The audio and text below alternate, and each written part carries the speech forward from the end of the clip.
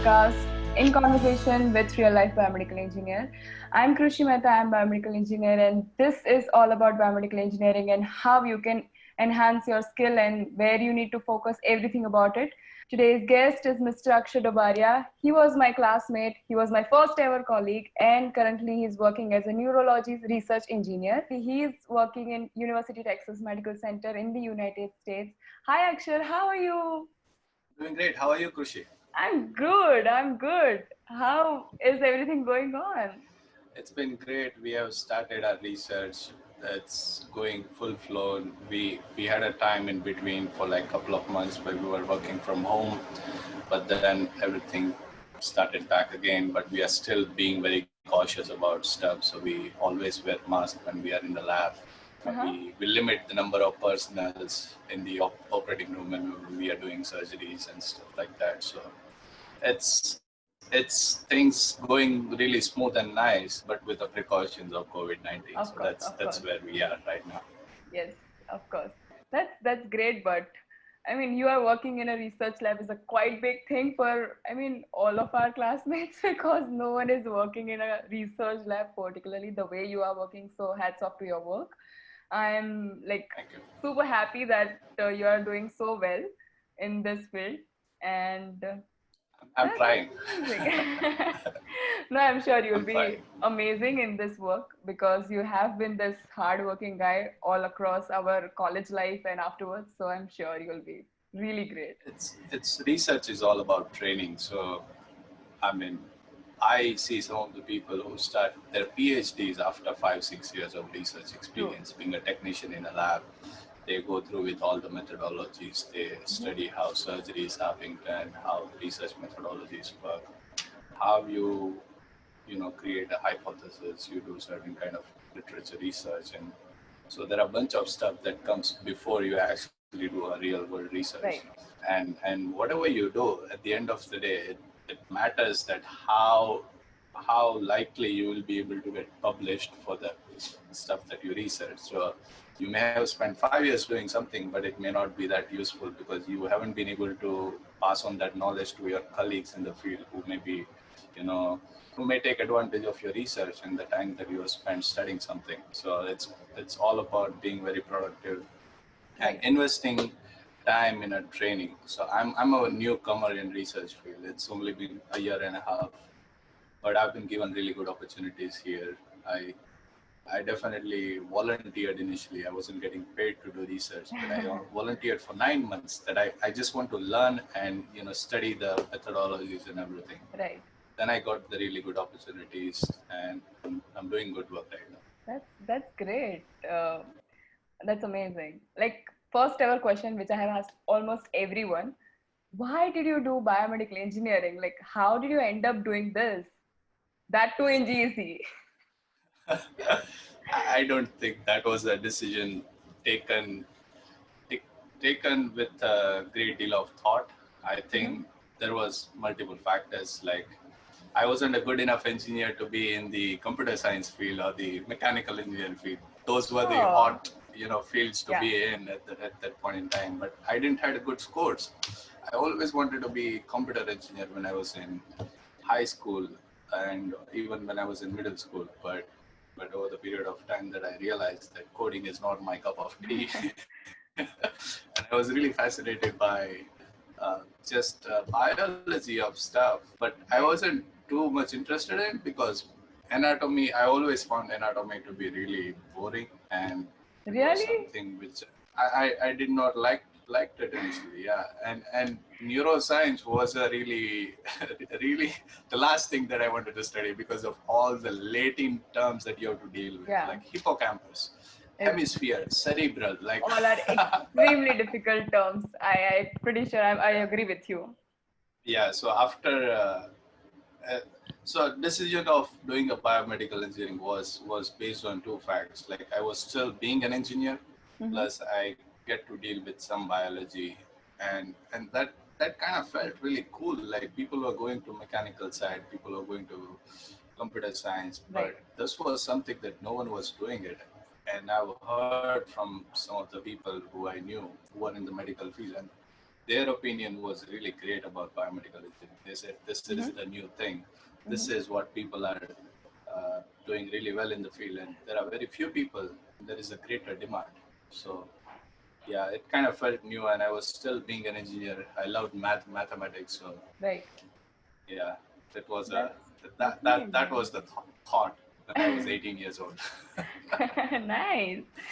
Oh, that's great. I didn't know that you didn't wanted to do biomedical engineering initially, but Yeah. I it was you were pretty amazing back in college. I must say that because we used to work in a training and placement department, and we did a couple of things back in college together. So you are a pretty good student. I must say that. Yeah. I was just trying. Yeah, I wouldn't say I was a That's pretty great. good student. I got So 4 backlogs. that's just a part of a college life. So never mind. Yeah. How's your experience with the GEC? Because mine is a little bit here and there. So how was your? Uh, I think initially I wasn't really great. I wasn't really a student who would, after a class or before the exam, would really study rigorously, and pass on the exam with flying colors. I was always a person who was paying attention in a classroom and study and remember that thing. And I was Right. very engaged in a classroom, but I never studied outside of class.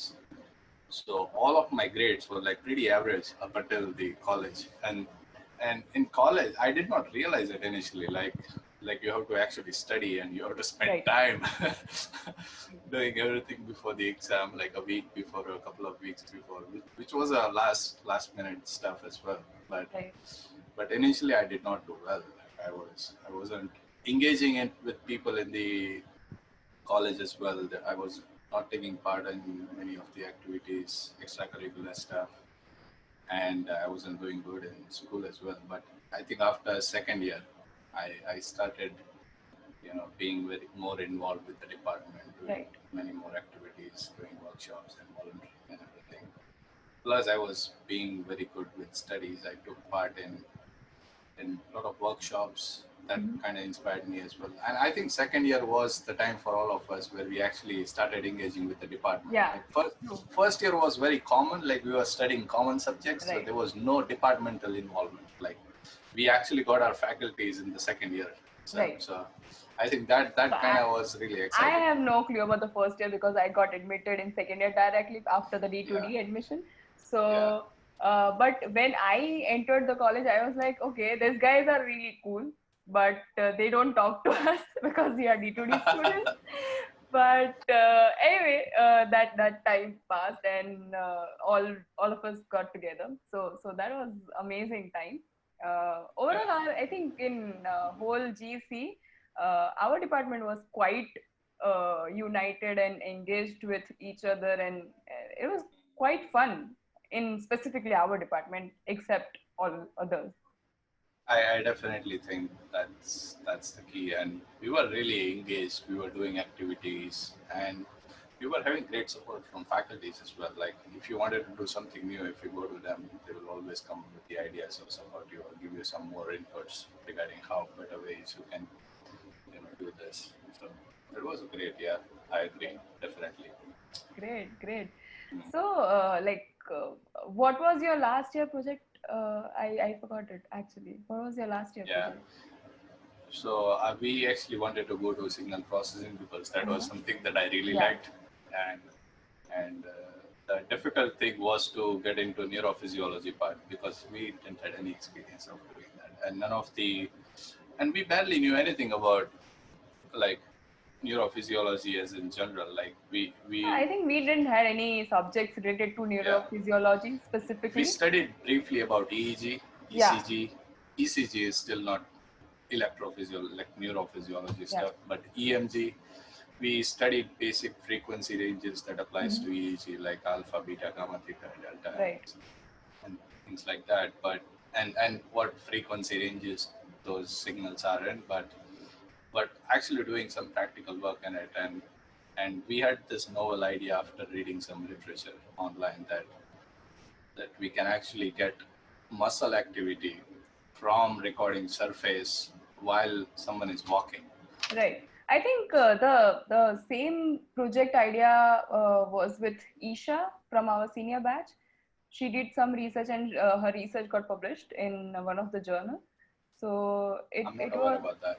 yeah, so that was something about when someone is walking, so they were taking the muscle activity and they were converting into some electrical signals to power the batteries. So there was something like that. I'm not fully sure, but That's actually extending it. yeah, Like yeah, yeah, yeah. we were just recording and getting the activities, but she actually did the work of, quantifying those signals and Right. creating some movement with the motor system. So that's really cool. Nice. Yeah, so even her research got published in one of the journals. So, but again, what do you think about, like, we didn't had that many instruments back in our college, and we didn't have that opportunity. You know, we didn't have the compulsion to do the internship while you are in college. Yeah. So, what's your like idea of getting more experience, more hands-on training about instruments and understanding the theoretical part which we get to study in our subject, and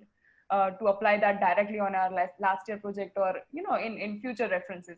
What do you know about that? I think we were very lucky, me and bunch of other students that I was studying with, one of a Mm-hmm. few of my friends. We got an opportunity to go to Baroda to a company named at back in time called Somatic Private Limited. They were dealing with the refurbishment equipment business. So we got to study some of the ways they were doing preventive maintenances or repairing some of the equipments, how to check what's the problem in the equipment during certain kind of error codes and everything, which is I didn't really understood those things well, but I didn't really got any ideas about where to focus on for my project. But I would say that we didn't had enough opportunities to actually engage with the real world equipments to then know that there is a problem and we can address this through the project work. So we didn't have that opportunity, and we barely knew anything about real world problems and the equipments in the first place. And this is a myth that many people has, and I got to learn this after coming here, that biomedical departments do not have biomedical devices. They teach you the philosophy of biomedical engineering. That's it. Then you have to take that knowledge into the practical real world, do some internships, and then have that thing covered up. Like you actually don't have biomedical devices in US universities as well, except for the universities who has a deep focus on bioinstrumentation. So who has a area of specialization just to deal with this biomedical technologies and instrumentation. Other than that, a core biomedical department usually don't have any, because those are expensive to get, plus very expensive to maintain as well. Yeah, so during second and third year, what we do is we study the basics of bioinstrumentation, biomedical transducer, and those are the basic concepts that we then take and try to get that knowledge from the actual real world medical devices. But that just a concept and a real world medical device, that's a big leap. And there's a big difference in two things. And this world is very complex and this world is very simple. So as I was saying, like having an instrument on premises and what we actually study is a total different thing, because what we study theoretically is mainly about the principles and how we can apply that principles on instruments, while the instruments is a compilation of multiple things. So understanding the complex structure at a very basic level is a like it's extremely difficult for any students, and it takes a lot of time, and there might be a possibility that even the faculty who are teaching us that instruments might not be aware of everything. Of So course, yeah. I'm not sure like how much it will be helpful to have the instruments on premises, like the large It, one, the it will be helpful to know that this is the principle that you've studied and this is how the real world equipment works. And it gives you an idea of how far you are from applying your principles to the real world applications. mm-hmm. People spend 20, 25 years, 30 years to really develop something which is Right. robust and good enough to pass on the regulatory and all the standards be able to use it in a real world with patients. So it's a big leap.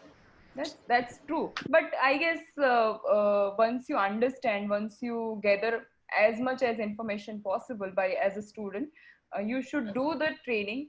You should do apply for the internships. Maybe it's a free of cost internship. Does not Yeah, matter. yeah, Yeah, because gathering information is a large part during your graduation program, rather than getting paid as an intern while you are working. So it will help definitely many of the students, and it will be add on your resume if it is extremely necessary for your future. So yeah, that's really the and I bottom think many line. students were going to many of the hospitals to deal with real world equipments. They Right. may not be able to do it in a real life because Correct. biomedical engineers will be but they may be like getting some idea about how the real world biomedical engineer handle things in the hospital environment. Mhm. Yeah, gives you some basic idea. Yeah. My next question is majorly for how did you got a job at Biotechnica Healthcare, uh, and you end up working in a Meditronic, or it's Yeah, Medtronic. I'm Medtronic. sorry, Medtronic. Medtronic. Sorry, yeah. Yeah. So, like, because Medtronic is a large company, like extremely large company. It's an MNC company, I guess. The correct word would be that. For the neuroscience, do they have only neuroscience offering in their product catalog, or like how? They have they have they are the largest standalone medical device manufacturer. Uh-huh. So there are big companies than Medtronic as well in the medical device field, but standalone medical devices is a little bigger than Medtronic. I don't Right. know what if it changed in last few years, but when I was working there, it was it was that. But coming back to your question of how did I got the job, I because we were really dealing greatly with training and placement cell, and we were very engaged with the department. And Chai Chai Prajapati from our batch was really going to getting connected with many companies and everything. So I kind of really got to know many people around in the field as well, and some of our seniors as well, because we were having workshops and seminars, extracurricular activities in the department where I was constantly engaged with the seniors.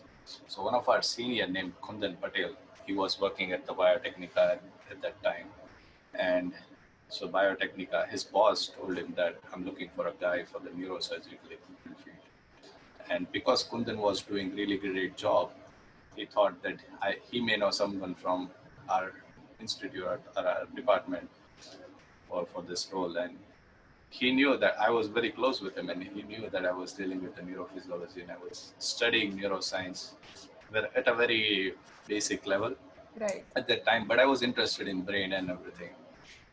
And he just called me and said that this is the perfect opportunity for you, and we have a really good collaboration with Medtronic, and its job only deals with the neurosurgical equipment. Mm-hmm. So you will be hands-on dealing with these medical devices in the OR in front of neurosurgeons. Right.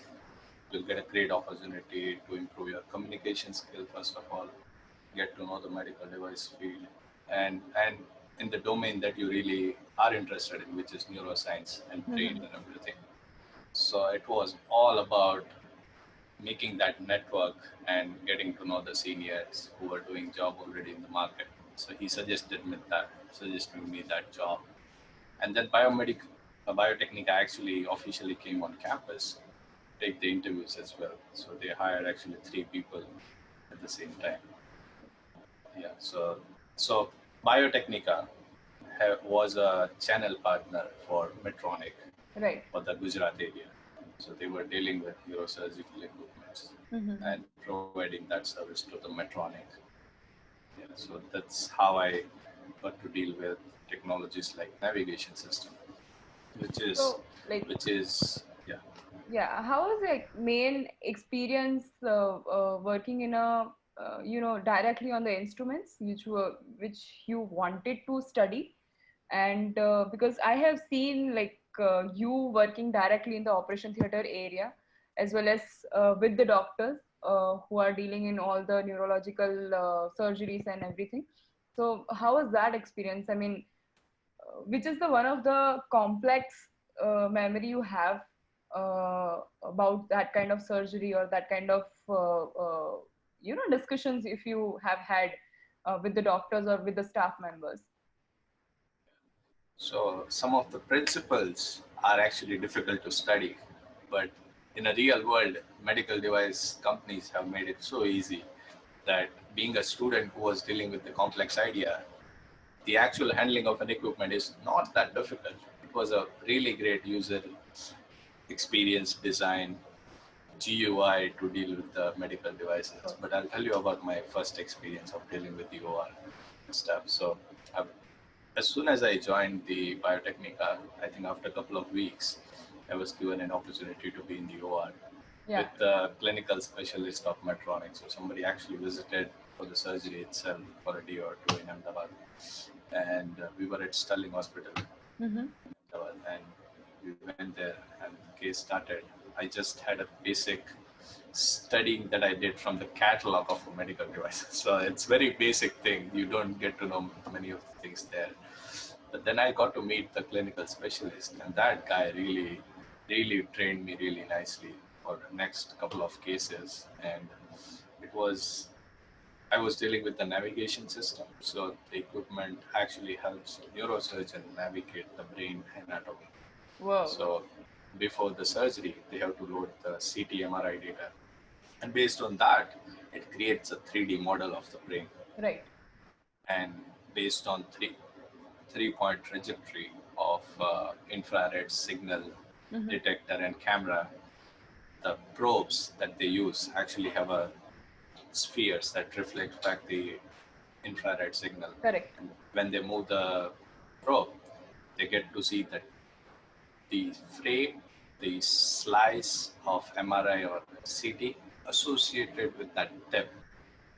So when they put the tip inside the brain, if it's right on the tumor, they'll be able to see that, okay, I need to go now 5 mm deep in order to resect this tumor. And when they are, again, after resection, if they enter the probe, they'll be inside the tumor and they would know, okay, so we already resected this area. So now the tumor is out and we can finish the surgery and be done with it.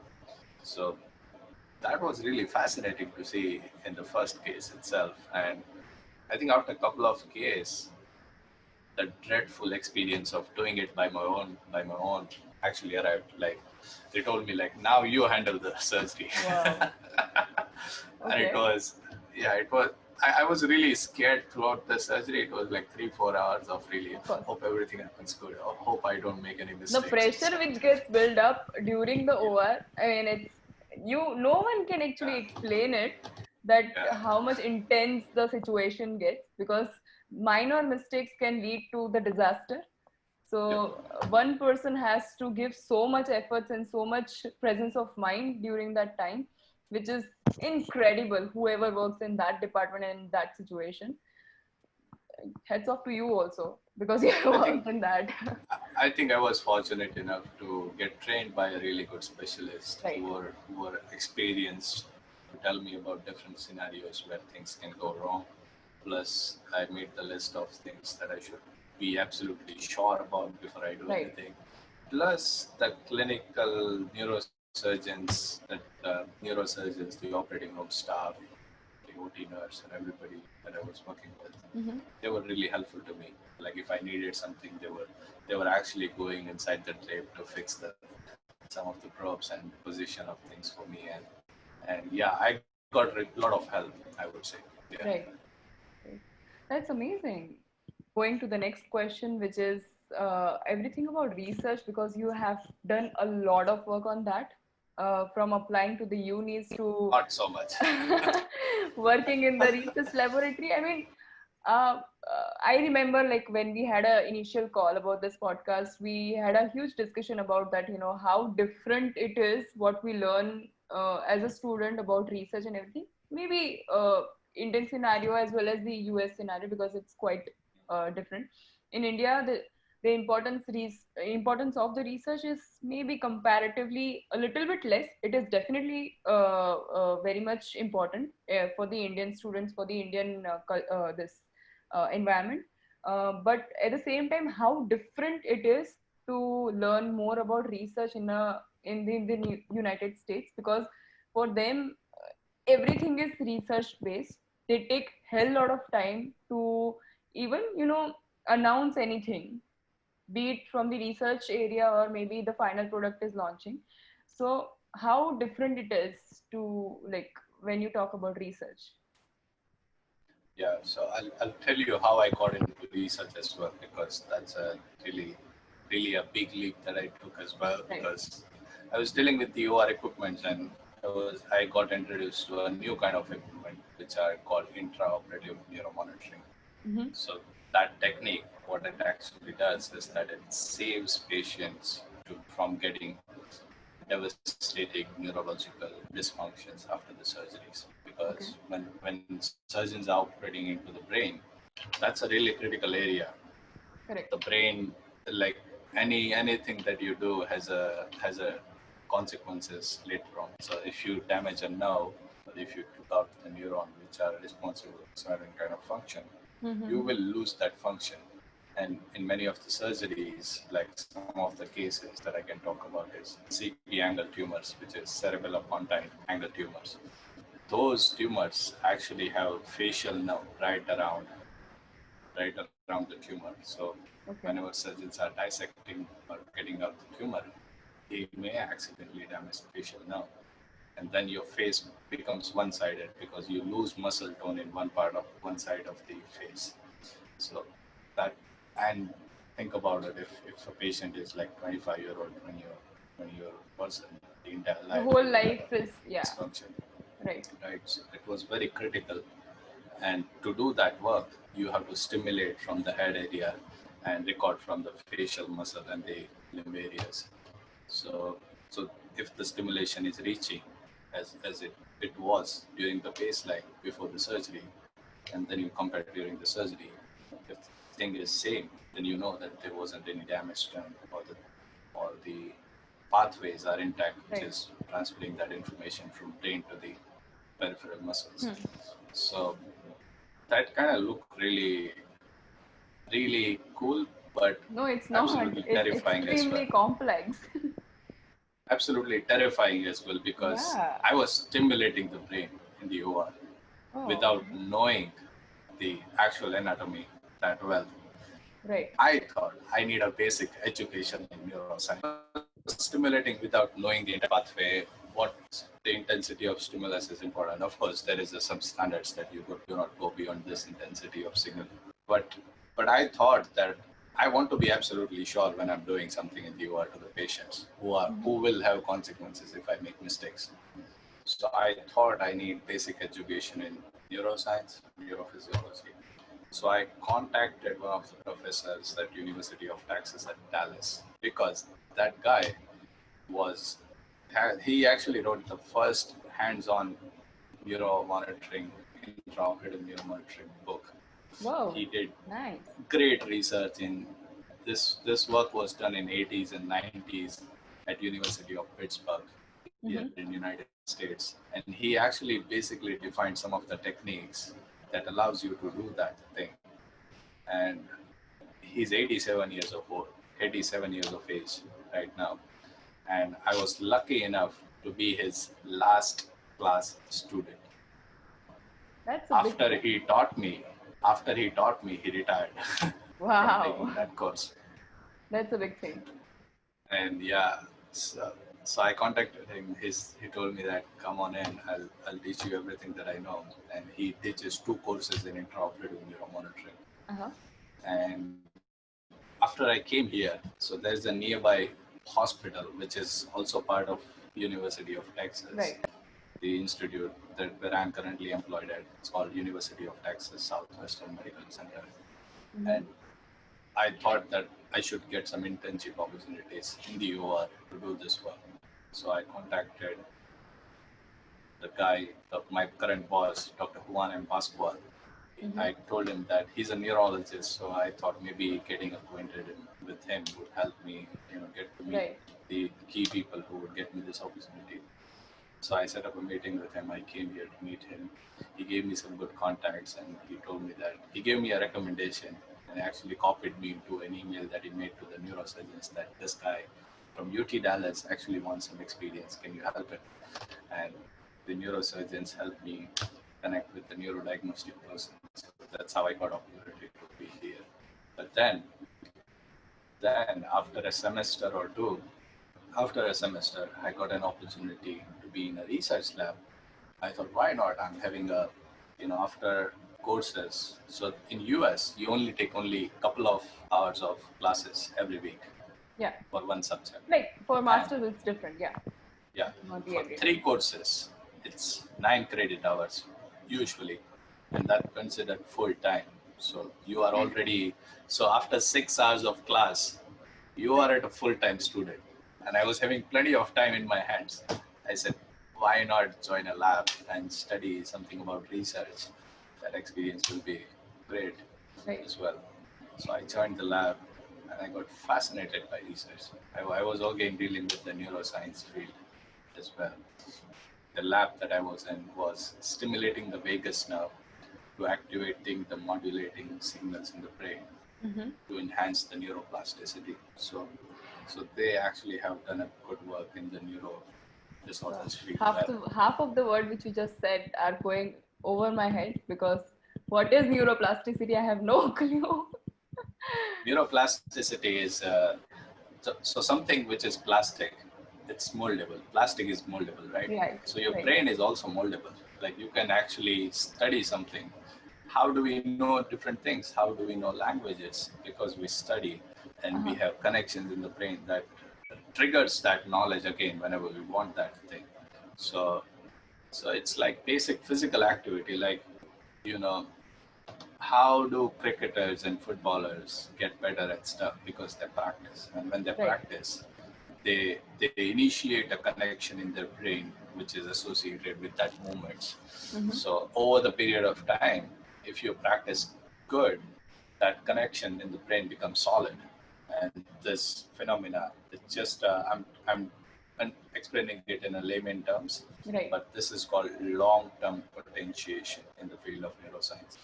So that happens and your connection becomes solid. So then you are able to trigger that knowledge whenever you need them to be. So when the ball comes at you, you will be able to drive nicely because you have practiced that drive so many number of times. Correct. So similarly, if you stimulate a vagus nerve, that triggers all the modulatory signal, which enhances whatever movement that you are doing while getting stimulations. So that stimulation and some sort of movement enhances your movement capabilities. So certain disorders like tinnitus, which is ringing in the ears, and that is a devastating disorder.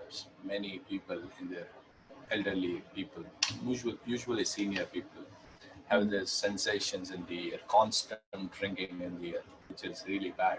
It may sound very trivial, but when something is beeping in your ear constantly throughout 24 hours, it's irritating.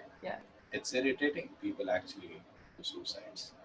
Oh, okay.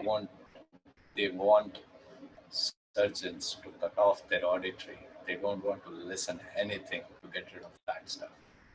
So it's really devastating disorders. And my lab has actually shown that in mice, in not mice but rats, they have actually shown that with the vagus nerve stimulation of some sound, paired with some sound, you can solve that issue. They are doing good work in stroke research as well, total brain injury, not total, but TBI, and other stuff like. They are starting new work in autism spectrum disorders as well. So I spent like 9 months just volunteering there, getting to know the research, learning about the methodologies, how they write, how they do get money for research. So in the United States, you have National Institute of Health Sciences. Other good funding sources, National Science Foundation, NSF and NIH. these are two main bodies where most of the research institutions get their funding from. And I got an opportunity to be in a grant writing course where you actually go to the grant funding agency that with an application which is a few pages long, that I did some preliminary studies and I have this data and I want to do this research in depth. If you give me some money, I will have resources to do that. So I had that experience, and 9 months of doing that, I really thought about it that if I go to the intraoperative neuromonitoring field, that experience would get me only so far. And if doing some potential good research, I would be more helpful to the people and the community around. And I was giving up a lot of things. The research does not pay well. that is one of the factors as well when you go to some sort of field. But I thought that whenever I'm in the research lab, I was full on. I was being very focused, and it was a fun for me actually. I really enjoyed my time in the research lab. That was the critical factor to take the decision to switch to the research. Going back to the question that like if you have to like classify the difference of Indian literature based research and the US literature based research, how different it is, and what you have analyzed on your personal scale, and what you can suggest to the all new crowd who are trying to write something. Because I write couple of blogs which are like not in the any predefined method. It is just a blog, anyone can write that. But writing a research paper, writing a white paper is extremely difficult, because whenever you are publishing something, it should be correct. It cannot be just a fling, or it just cannot be your point of view, which you can write and just publish it. But having a set of information which is true and which is correct in a medical related field, how this thing have made your mind and how different are they? So, talking about the perspective in Indian and United States research, I don't know much about the Indian research field. So, I'm coming from the point of view where I don't know much about it, but based on the perspective of how different institutions do research here in the United States, and very basic idea that I have from some institution in India, the critical factor is resources. That you need to have some sort of research laboratories with full of equipments to do certain kind of research. Like if you want to do PCR, PCR is polymerase chain reaction. You can get to know the DNA component of particular sample. If you want to do that, you need to have certain kind of equipment to do that. So I'm sure many institutions in India have that, but this is just an example point of view. Like the things that you see in research lab typically here may not be similar in typical Indian, on an average Indian institute. Here in the United States, if you want to do something and you don't have time, you can actually get the data to a neurology or other department core and and pay them to get the data for you. So that resources are great here. And another aspect is having access to the high quality journals. Back in GEC, I didn't have access to journals like IEEE, and IEEE is just an engineering journal. But if you are talking about high quality science publications, which is Nature, Science and Translational Medicine, all these Cell, Neuron, these are really big journals in the field of neuroscience. Having access to those journals is very critical, because you study the research that is being done at the highest level, like Stanford, MIT. Only big professors are actually able to publish because of the ideas that these journals accept. Like if you have a small paper with very small data and it's not a high impact research, the journals would get your research. They wouldn't publish it anyway. So if you have plenty of data to support your claims, you are having collaborations which are helping solidify your point and hypothesis, and you are proposing something to the field, then that paper goes to the different people in the field who are key people in that area of neuroscience. They study your research and then they ask you questions. Okay, this is wrong. This is something that you can cite this author from, and this is not an original work, or but it is lacking something in the research methodology. You can make better portrayal of this thing. This data is not good looking or things like Right. that. This is just an example.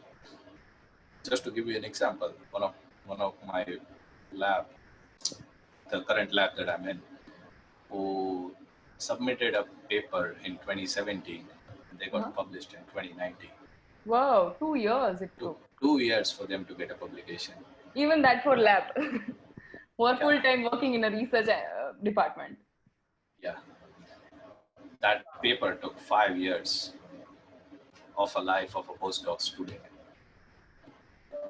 Right. So the number of time that is, number of resources, number of time, the amount of time, the amount of people, the investment in all these factors is humongous. That paper was actually in collaboration with 5 different institutions. Oh. So somebody from here contacted them, said that we want certain kind of data. You have that capability. Get us Right. data for us. Right. This is all, focusing and channeling your efforts to other people. There was 15 to 20 people in the publication at the authorship level. So, Right. so in US, I see a lot of collaborations among the institutions. I see a lot of exchanges of resources. I see a lot of other resources that supports your research and allows you to do work that you may not be really good at, but to prove the hypothesis or a point, you can collaborate with someone who has that Of resource course. to let you do that. And I'm sure big institutions like IITs and IISc Bangalore, they may definitely be collaborating with even some of the US universities. And I'm quite aware about some of the big departments in India as well. So, Right. but for a billion people, it's difficult to provide resources to each and everyone as Of well. course. As a country, we have our different priorities as well right now. So it's comparison is not accurate between two So countries. just to, I think, summarize the point of research, I think having a right amount of fund, having a right amount of knowledge, having a right amount of research done on that particular idea which you are representing is the three key points to publish the research and do some kind of research, because um, it's everything, it has to be everything in a right portion rather than the imbalanced thing, because if you have fund and you don't have knowledge, then it won't be a helpful thing to you. And that's pretty much the thing about the research. And I think the last point which you said about the collaboration is the must. I think like when we were in college, we barely spoke to, like I personally barely spoke to our seniors or our juniors, but if I had collaborated enough, I think uh, I would have opened many gates for myself in terms of getting more opportunities, be it internship or job afterwards, or maybe doing some kind of research work, because our seniors are working day and night about their project. Because when you are in first year, there is a fourth year students who are working on a research, and there are two more people who are going to do some sort of research, and going to do their last year project. And at last you are also going to do some kind of research on your last year project, on your last year graduation program. So having a network within the college and out of the college is extremely necessary as a student. So that's very well said, very well portrayed. Actually, like just to sum up for the whole podcast which we have just recorded, like what do you think as a student we should focus on, because you have experience of 4-year graduation and then post graduation and now working as a researcher full time? What are the factors you have learned so far in your career and you are still trying to be good at? I think my usual focus is on myself. How can I improve myself? How can I be more disciplined, more dedicated, more forthcoming, more participating, collaborating with other people around me to do work that I want to. I think I was fortunate enough to be given so many opportunities. Right. I'm really like everything that I did. There was people offering me stuff. I think maybe it was my right attitude at you know stuff and yeah, getting along with people. And I think communication plus your desire to be doing something good and your attitude at whatever you're trying to do, there is a lot of focus on resources. We don't have this, we don't have that, we don't have that. But whatever you have right now, are you dedicated, sincere, disciplined to focus on that? People will give you opportunities that you won't even think about. I like even a year before I was. I'll tell you a real life story. After 9 months at a lab, I was very down and out. I felt like I'm not moving forward. Like this lab, I'm not learning new skills and everything. And I Right. just wrote a small email to a professor at my current lab, saying that I want to meet you. I want to apply for the PhD program. I don't know what I'm doing right now. Can you give me some advice? And I emailed him, and he invited me to meet with him, and he told me things about how his experience was at a time when he came to United States. He's from Spain. Uh-huh. Yeah, he did a medical education in Spain and then did a PhD in United States. And he told me about his experience, and I told him that I want to study something at a molecular genetic level. So he gave me that opportunity, Mhm. but I reached out to him saying Right. that I want to do something, and then he saw discipline and sincerity in my efforts, and then he gave me an opportunity. So taking that first step is very important before you start complaining and making excuses about the stuff in your life. I think that is very critical. Yeah, That's and very just true. focus on yourself. Be more dedicated, disciplined, sincere in your efforts. People will give you Right. opportunities that you That's very cannot even true. think of. Right. I think that's all for today. Thank you so much, Akshar, for joining on this podcast. I hope you enjoyed. And I thoroughly enjoyed it. Thank you so much for giving me an opportunity. Like I felt really valuable no, no, you that are that definitely I've done valuable. at least something good so far to be able to be heard by someone for an hour. No, Thank you. that's you are really doing amazing job.